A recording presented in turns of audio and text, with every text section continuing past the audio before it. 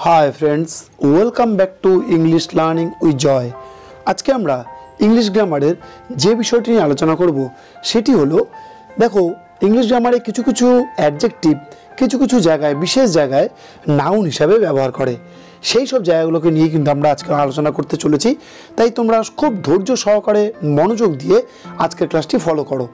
দেখো তাহলে আমাদের আজকের আলোচ্য বিষয় হলো an adjective is sometimes used as a noun in the following cases। মানে কিছু কিছু সময় অ্যাডজেক্টিভ কিছু কিছু জায়গায় নাউন হিসাবে ব্যবহার করে। পরপর করে আমরা আলোচনা করতে চলেছি। প্রথমে দেখো নাম্বার 1 এ দেওয়া আছে as an abstract noun singular. মানে যখন নাকি অ্যাডজেক্টিভ একটি সেন্টেন্সে অ্যাবস্ট্রাক্ট নাউন হিসেবে কাজ করে। অ্যাবস্ট্রাক্ট নাউন কাকে বলে? অ্যাবস্ট্রাক্ট নাউন হলো সেই সমস্ত নাউন যেই সমস্ত নাউনগুলো আমাদের অ্যাবস্ট্রাক্ট আইডিয়া যেমন নাকি রাগ দুঃখ কষ্ট এগুলোকে তুলে ধরে সেই সমস্ত নাউনগুলোকে অ্যাবস্ট্রাক্ট নাউন বলা হয়। তাহলে যেই সমস্ত ক্ষেত্রে অ্যাডজেক্টিভগুলো অ্যাবস্ট্রাক্ট নাউন হিসেবে কাজ করে সেগুলোকে আমরা এখানে দেখছি। সেগুলো কি? যেমন দেখো he is a lover of the good and the true। মানে he is a lover of the good মানে সে ভালো জিনিসটাকে সে ভালোবাসে।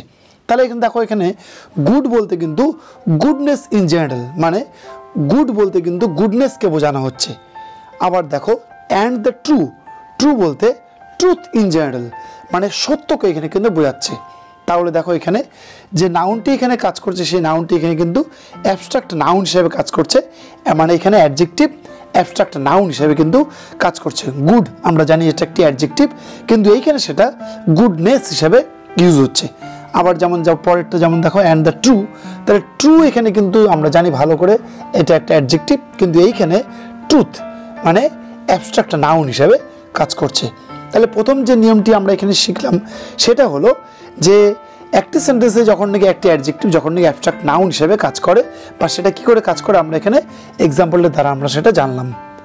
নাম্বার 2 তে দেখো দেওয়া আছে as a common noun denoting a whole class. মানে যখন নাকি অ্যাডজেক্টিভ একটি সেন্টেন্সে কমন নাউন হিসেবে কাজ করে এবং সেটা হোল ক্লাস পুরো সম্প্রদায়কে সে রিপ্রেজেন্ট করে সেই ব্যাপারটা কিরকম এটা আমরা এখানে দেখো বলেছে it is then preceded by the and has a plural sense.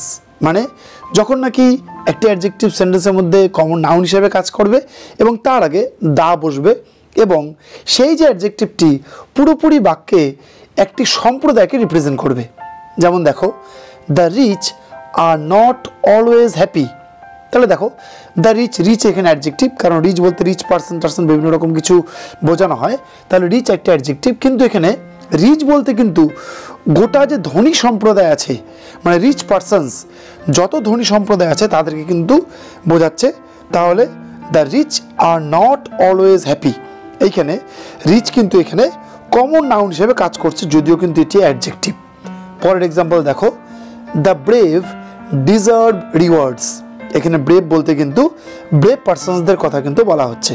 তাহলে আমরা দেখো 2 নম্বর যে নিয়মটি জানলাম সেটি হলো যখন নাকি একটা সেন্টেন্সে অ্যাডজেক্টিভগুলো কমন নাউন হিসেবে কাজ করবে সুতরাং সেই কমন নাউনের আগে আমরা একটা দা থাকবে এবং সেই কমন নাউনটি এখানে সম্প্রদায় গোটা একটি ক্লাসকে যখন সেটা রিপ্রেজেন্ট করবে।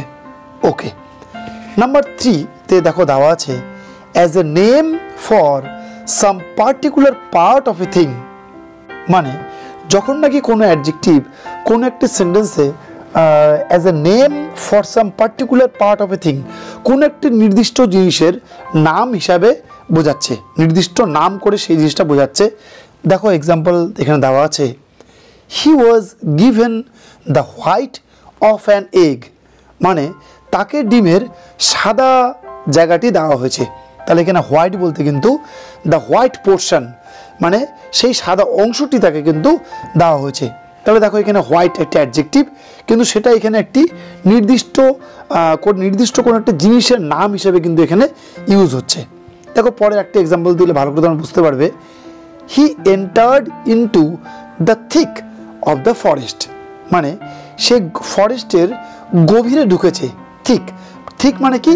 থিক মানে কিন্তু এখানে থিকেস্ট পার্টস মানে জঙ্গলের যে গভীর জায়গাটির কথা এখানে বলা হচ্ছে, তাহলে সেই জায়গাটি বলতে এখানে কিন্তু অ্যাডজেক্টিভটি এখানে কমন নাউন হিসেবে বা অ্যাডজেক্টিভটি এখানে নাউন হিসেবে কিন্তু কাজ করছে।